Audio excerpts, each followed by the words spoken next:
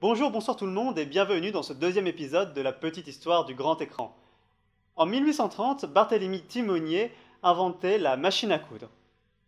Ça oui. Et plus de 60 ans plus tard, elle va permettre à Louis Lumière de mettre au point son cinématographe. Comment? Bien, on va voir ça tout de suite.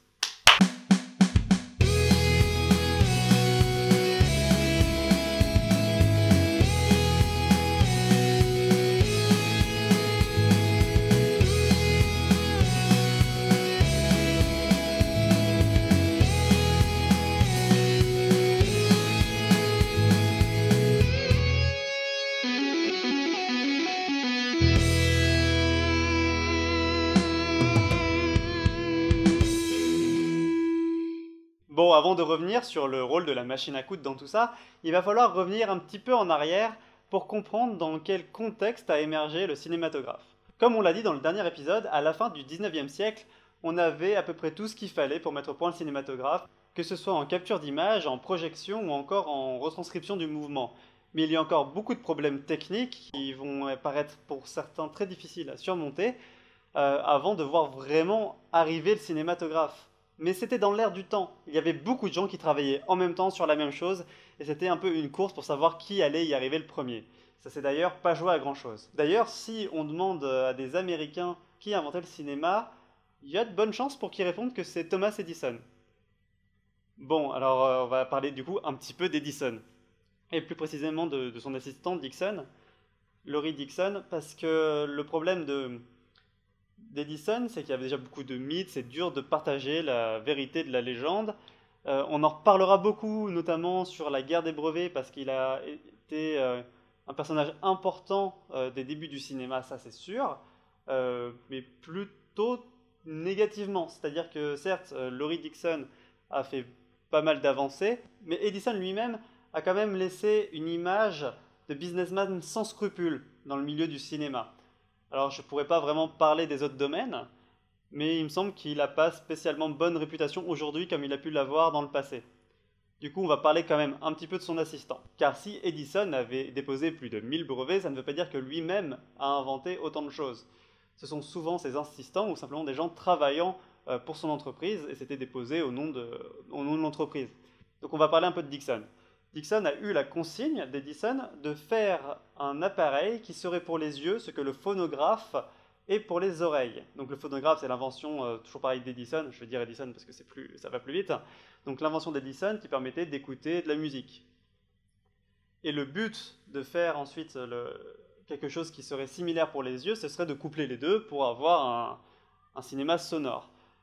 Mais ça va pas se passer exactement comme ça. Mais on va déjà commencer par le début. Dixon s'attelle à la tâche, et de la même façon que feront les frères Lumière un peu après, il va inventer une caméra qui permet de capturer des images d'affilée pour avoir le mouvement. Il va appeler ça le kinétographe. Kinétographe, c'est un peu la même racine que cinématographe, hein, c'est-à-dire kiné pour le mouvement, graphe pour l'écrire, donc avec sa caméra, il écrit le mouvement. Il va avoir un deuxième appareil pour visionner, qu'il va appeler kinétoscope. Et le kinétoscope, certes, ça permet de voir des films. Les frères Lumière n'ont pas fait les premiers films, mais le kinétoscope, ce n'est pas l'invention du cinéma, comme on peut le trouver parfois. Parce qu'effectivement, Dixon va faire quelques films, notamment un match de boxe, un homme qui éternue, des petites choses comme ça qui sont effectivement les premiers films. Mais le kinétoscope, ce n'est pas du cinéma parce qu'il n'y a pas de projection. C'est une expérience qui est tout à fait différente. On regarde dans une espèce de borne d'arcade, on va dire, dans des petites lunettes, et on regarde tout seul une petite image s'animer. Donc oui, il y a un film, on regarde un film, mais ce n'est pas du cinéma. Mais pour Edison, le travail n'est pas abouti, puisque l'image et le son ne sont pas encore calés. Dixon va continuer de travailler dans cette voie-là, et Edison va, en attendant, commercialiser le kinétoscope comme, on va dire, une petite attraction, mais il n'y croit pas vraiment. Et du coup, il ne va même pas prendre la peine de faire breveter à l'international son invention. Enfin, l'invention de Dixon, du coup. De l'autre côté de l'océan, il y a aussi des démonstrations de kinétoscope. Le père de Auguste et Louis Lumière, Antoine Lumière, y assiste, et il assiste aussi à Paris aux pantomimes lumineuses d'Émile Reynaud, dont on a déjà parlé et dont on reparlera bien sûr. Lui aussi sent bien que le cinéma est dans l'air du temps, et il va fortement suggérer à ses fils de s'y intéresser. Les Lumière ne viennent pas de nulle part, les deux sont inventeurs, notamment chimistes, et ils travaillent avec leur père dans son usine de plaques photosensibles pour la photo.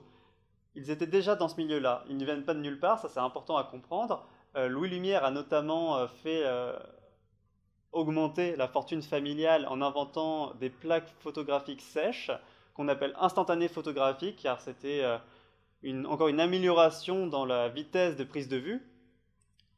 Et c'est sur ces bases de connaissances en photographie que va se bâtir le cinématographe. Il va essayer d'améliorer le procédé d'Edison. Bien sûr, il va y arriver, après avoir beaucoup eu de mal, parce qu'il y a pas mal de soucis au début, notamment sur l'enchaînement des images. Et c'est là qu'on retrouve le rôle de la machine à coudre. Un des problèmes, vous vous doutez bien, du cinématographe, c'est de faire avancer d'une manière régulière la bobine à l'intérieur de la boîte. Et la machine à coudre a un système qui ressemble à ça, qui s'appelle un mécanisme en croix de Malte. Et Louis Lumière, en y pensant, va avoir l'idée de la modifier un peu pour l'appliquer au cinématographe. Après quelques travaux supplémentaires, les frères Lumière ont maintenant un appareil qui est bien plus abouti que tout ce qui était présent avant. Et en plus de ça, c'est le même appareil qui permet de filmer les images, de les tirer et de les projeter. Mais le cinéma n'est pas encore inventé. Parce que certes, ils ont l'appareil, mais au début, ils vont organiser des projections pour les scientifiques. Ce qu'ils essayent de faire, c'est de la vendre à des scientifiques pour qu'ils puissent s'en servir pour leurs travaux. Et c'est normal, puisqu'on l'a vu, tout ce qui était conquête du mouvement, à la base, c'était fait pour des travaux scientifiques, notamment de la zoologie et des choses comme ça. Donc, dans la suite logique, ça aurait dû intéresser les scientifiques. Donc, après quelques projections, le verdict tombe. Tous les scientifiques trouvent ça génial, mais aucun ne veut l'acheter. Personne ne trouve ça vraiment intéressant pour leurs travaux. À ce stade, les frères Lumière, comme Edison, ne croient pas vraiment dans l'avenir du cinéma. Mais pour rentabiliser leur invention, ils vont décider d'organiser des séances publiques payantes. Notamment au programme la célèbre sortie des usines Lumière, le jardinier et le petit espiègle, rebaptisé plus tard l'arroseur arrosé, et vous me direz où est l'arrivée du train en gare de La Ciotat. Eh bien, il n'est pas là. Il arrivera plus tard, contrairement à ce qu'on dit, ça ne faisait pas partie de la première séance cinématographique. D'ailleurs, il y a aussi le mythe comme quoi les spectateurs se seraient levés de peur que le train ne les écrase. A priori, c'est faux aussi. Ils ont peut-être eu un mouvement de recul parce que bon, voilà, c'est nouveau. Mais ça paraît assez peu probable quand même parce que finalement l'écran faisait qu'1,20 m. Mais ça n'empêchait pas les gens de très impressionner et même des journalistes d'écrire que l'invention des frères Lumière permettait de voir la vraie vie en couleur et en grandeur nature. Alors que c'est en noir et blanc, et comme je l'ai dit, ça fait 1,20 m.